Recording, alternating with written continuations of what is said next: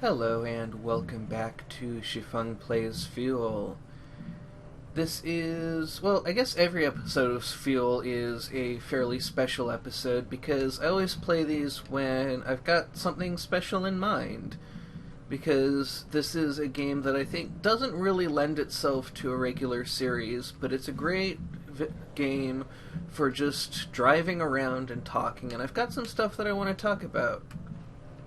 So the first thing that I really want to talk about is the name that I use. The name Xifeng is from a Chinese novel, and it's a Chinese name, a Chinese woman's name. It means splendid phoenix, and it is the name of one of the main characters in the novel A Dream of Red Mansions, which is one of my favorite novels that I've ever read.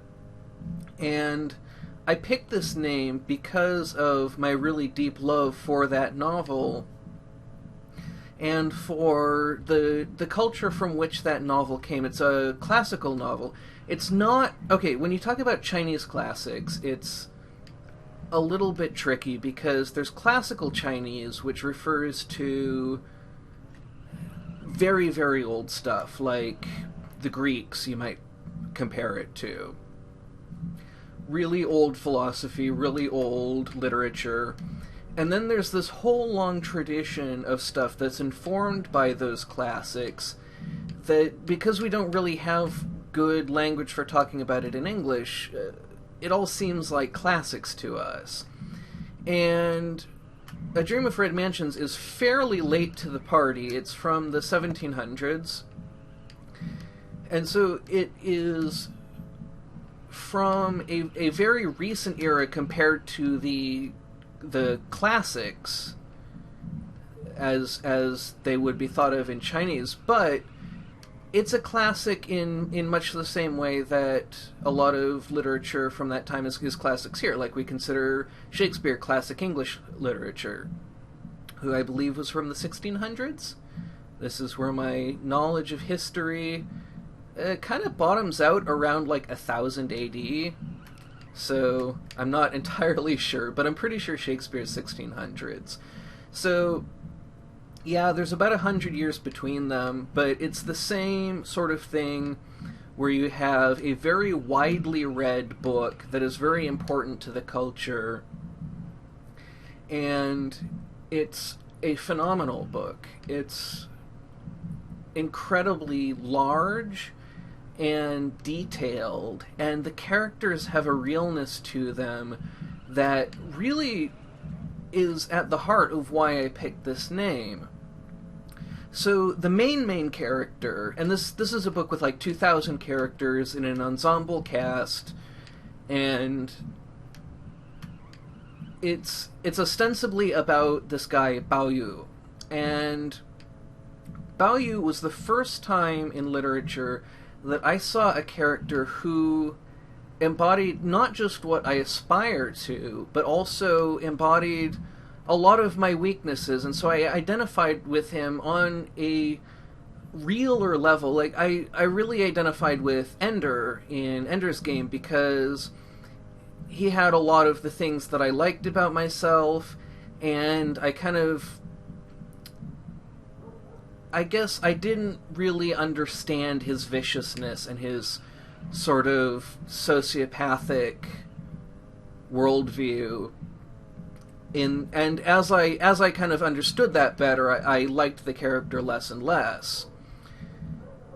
But I really identified with Ender as this smart kid who seemed misunderstood, but really had what it takes, and I looked up to him, and I wanted to be that. And there was just a lot of stuff that I liked in him. Bao Yu has a lot of the things that I hate about myself, and the things that I'm really conflicted about. And he's so much like me. He's from a wealthy family. He is raised in a lot of luxury, and he is very intelligent. People are always praising him for his writing ability, his ability to compose poetry, his ability to come up with names. There's this beautiful scene in the novel where they go through this enormous garden that they've just built, and they go through and they have to come up with names for the different little vista points in the garden, because it's all built around, you come around a corner and you see something that's absolutely perfect, and then it has a name and a little piece of poetry that goes with it. And it's a bunch of old Confucian kind of,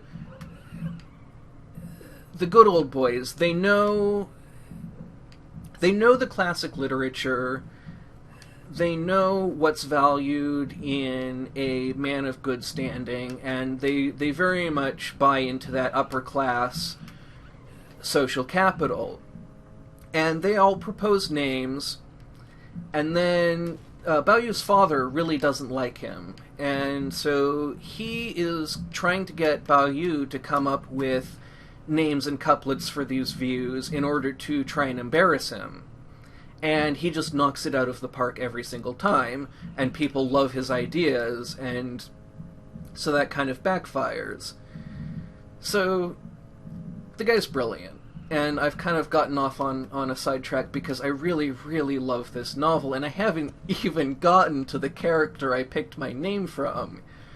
So, Bao Yu, he is, at the same time as being, really intelligent and really praised for his writing, he's also kind of messed up in a lot of the ways that I'm kind of messed up. He is really uncomfortable with his own gender.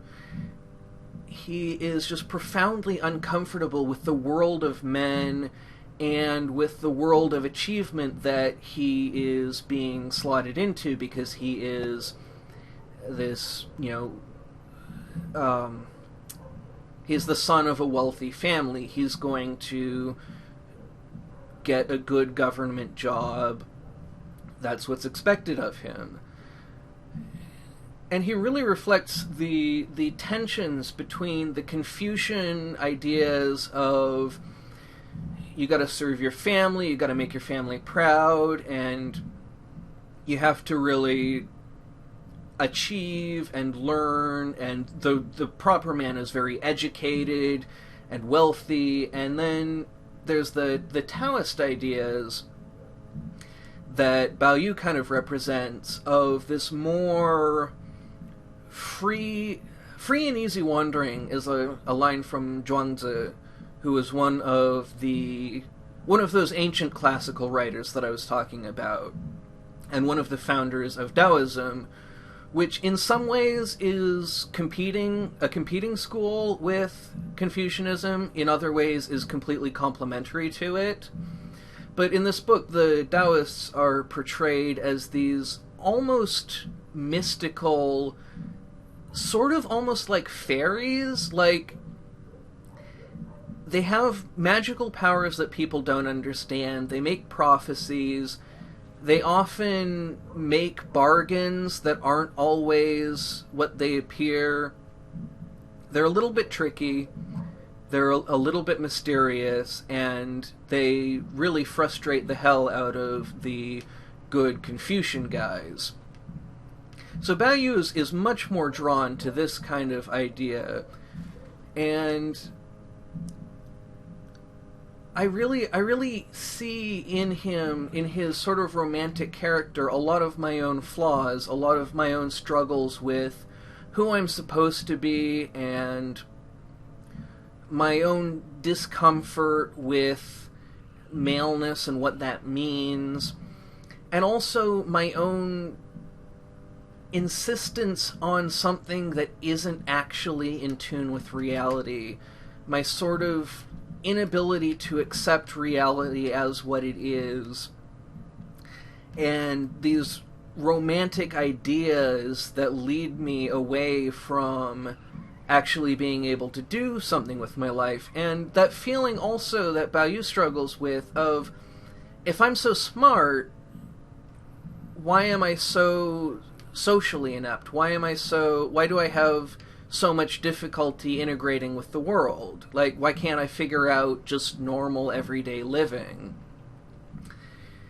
And so as much as I identified with this character, because I identified as much with his flaws as with his strengths, he wasn't someone that I admired all that much. But this book had someone that I really admired, and that was Xifeng. And she has incredible flaws too. She is incredibly vicious. One of the meanest people if you get on her bad side. But she's brilliant. She runs the finances for the family. She is competent, she is educated, she's everything that I want to be. And she navigates social life in a way that I can only dream about. She plans parties, she plans perfect parties that everybody loves. She manages a staff, an enormous staff. There's more staff in this house than there are family members, and there's a lot of family members. They say that even the maids have maids. I mean, my family is not that wealthy, but that's how wealthy this family is.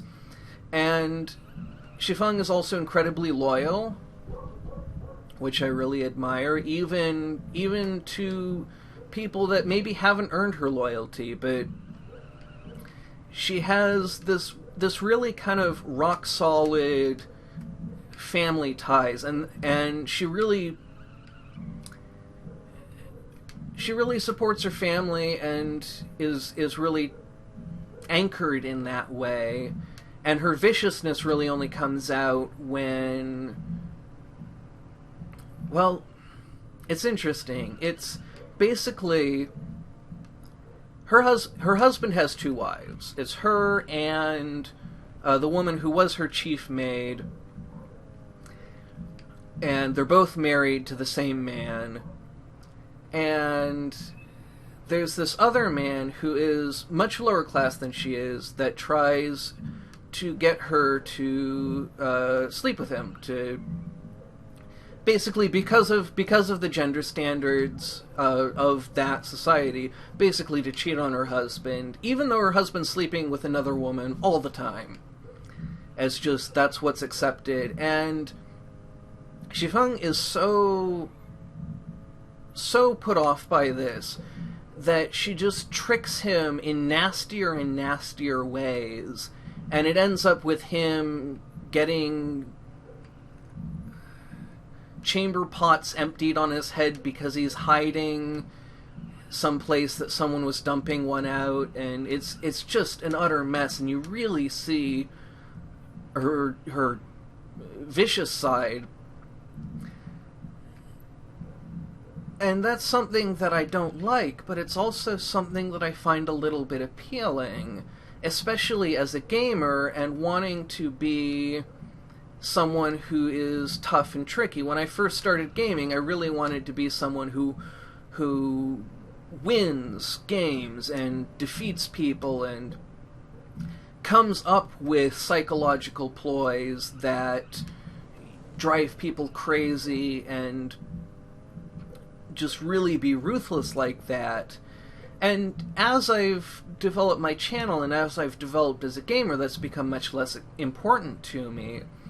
But I still have that at my roots. And I still feel like the idea of Xifeng as this person that I very much admire despite her flaws, and having the traits that I think are admirable and that I aspire to, of that intelligence and that wit and that gregariousness that she has. It's something that I hold up as this is important to me, and that's why I picked this name. But I've been concerned, somebody pointed out that it's appropriative. It's not really my culture to be grabbing this name from. I've really taken it to be my own, when I don't really have the backing to do that, because I don't have that heritage. It's just something that I picked out of Chinese culture when I was studying it in college. And I can say, this book has been incredibly important to me for a very large portion of my life. And it has been incredibly influential on my development as a person. But I worry about... I want this to be a space where people feel welcome and where I can avoid making the mistakes that the games and gaming industry have made, and try to make it a more palatable environment for people. And so, at the same time that I'm doing that, it's very difficult to justify taking this sort of colonial attitude of, oh, well, I've studied their culture and I have a deep love for it, so I'm just going to grab this now, thanks. That just seems like a sort of an arrogance that is reinforcing one of gaming's biggest problems, is this idea of, oh, it's for white boys. You're not welcome here. And that's something that we have really struggled to get past, and it's something that the games industry and the gaming industry are really struggling to get past, but it's still something that we need to deal with, and it's something that I really don't want to ignore, because I don't want people to leave my channel going, it's just more of the same. I don't want to be that. I don't want to make people feel unwelcome. I don't want to make people feel neglected. And that's why I've been really reluctant to do the next Street Fighter video. Because that is a video that I know I have to be... As much praise as I heaped on it in the first video, I have to criticize it. Because I'm the sort of person who can very easily look past the bad in something and just see the good. And Street Fighter is a deeply, deeply flawed game. And it has some of the worst aspects of the casual racism that pervades a lot of gaming. And just the really casual attitudes of ignoring the stories that make our world a tapestry and just being, I'm gonna grab this now. I'm taking this. And so I really need to address that, and it's something that I find difficult to talk about. And so I've just been putting it off, and I really need to make that video, at the very least to apologize for how much praise I heaped on my Street Fighter video. I mean, on the first video. So, that is something that will be coming in the future. I may change my name in the near future. I'm really seriously considering that. I haven't picked a new name, and I'm not sure what I'm going to pick as a new name. But I want to really reflect deeply on what it is that I'm trying to do here, and try and come up with a name that both better reflects what I'm trying to do, because the name Xifeng does have the sort of the protective quality that I want, but it lacks something else. It lacks the inclusiveness that I want. She's protective of her own, and that's not enough. That's not enough for me. So, as much as I want to take this name and make it my own, I'm not sure that I can do that, and I think that I may have to do something very different. If you have any thoughts, I know this is a heavier episode than usual, but this is the kind of thing that I really think needs to be talked about more and needs to be addressed head on. And it's something that I really want to make right.